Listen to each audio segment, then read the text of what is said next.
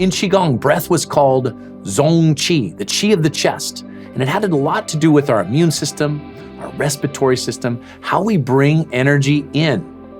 Qi is your aliveness. It's the force that keeps you alive. And in fact, in the Yellow Emperor's classic of Chinese medicine, he describes 300 different kinds of qi.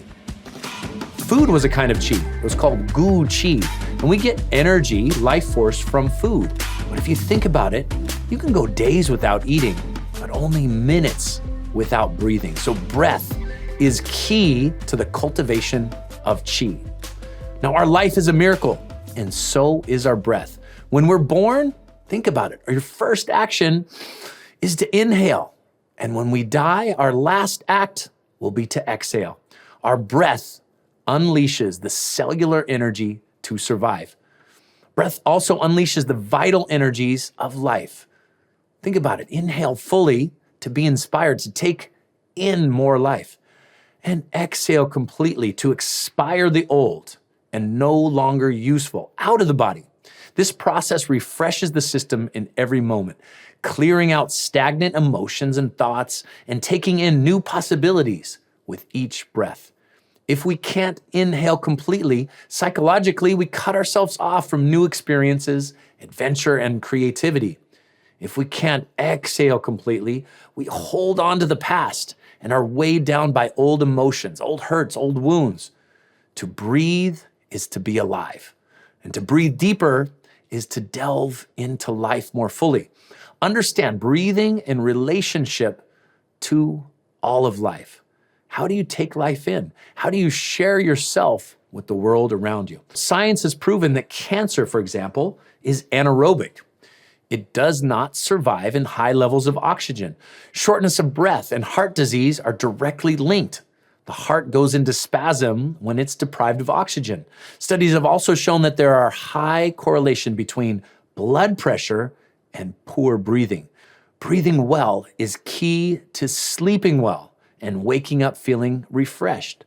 Breathing provides 99% of your energy. Without it, nothing works. So virtually every health condition and human activity is improved with slow, deep breathing. By optimizing our breath and creating the correct internal energetic balance, physiological changes occur through increased oxygenation, breathing coordination, and nervous system balance. This affects the entire human organism and its billions of functions, including all of the subtle energies and the meridians. Your breath is a reflection of your energy and especially your emotions. If you notice that how you feel has a breathing pattern. For example, think of somebody who's sad.